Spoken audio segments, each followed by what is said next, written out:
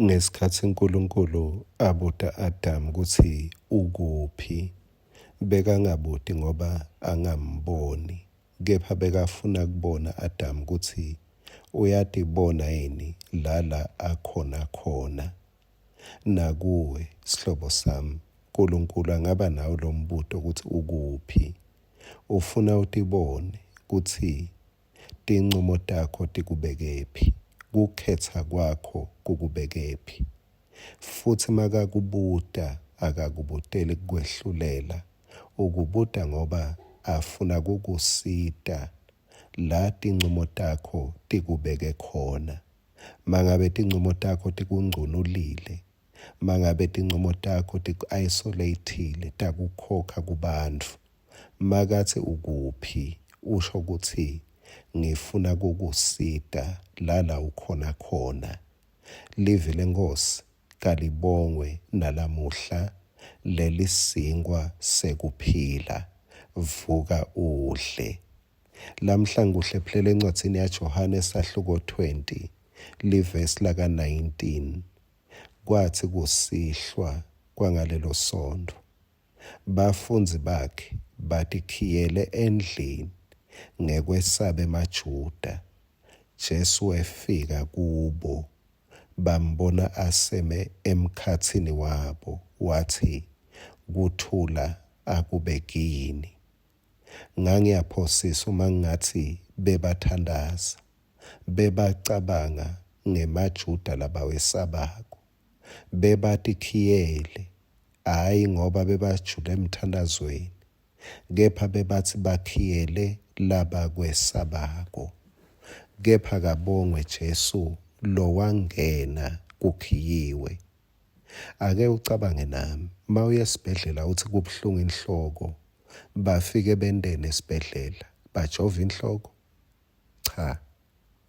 Kepha wena noma wade kuthi kubuhlungu inhloko, ubatshela ukuthi ngikula kubuhlungu khona, bese uyekelela elwatini lwabo kuthi umjovo bakhetha kuwufaka kuphi.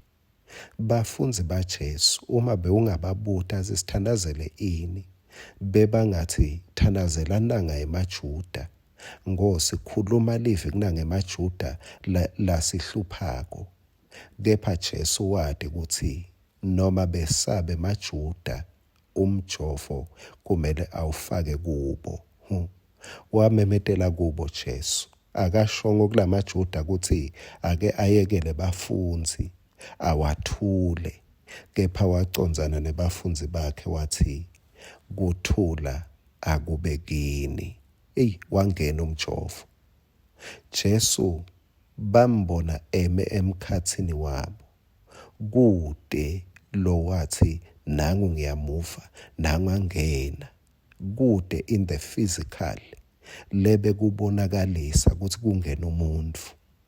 Kepha bambona sekasemkhatsini wabo, baliva livi lakhe, athi kuthula akube kini. Kulowo mJuda lo mesabako, kuloko kwesaba lonako, kuloko kwesaba ngoba kulokunye kwesaba, wesaba umsebenzi ngoba uwubona mkhulu embi kwakho. Kulokunye wesaba abantu ngoba kumbe vele bangakuphathi kahle. Kepha naleli qiniso lamhla, Jesu noma ungeke umuve ngema-feelings akho, ukhona phakathi kwakho. Nali livi lalishoko nakuwe lamhla, noma ngabe bewungete wadi ukuthi lo mJuda wakho umendani, kepha ngiyade ukuthi wena ukwendani. Uthi kuthula akube kuwe. Ngeke lo mJuda amsuse, kepha sewukuqinisile wena ukuthi ubhekane nemJuda wakho, noma ubhekane nalebe ukwesaba. Mawuthi uyahamba ukubone, ukuve lokhu bewukwesaba, ubokwadi ukuthi Jesu ukhulume livi kuwe kucala ungakakuboni. Hamba, kuthula akube kuwe. Amen.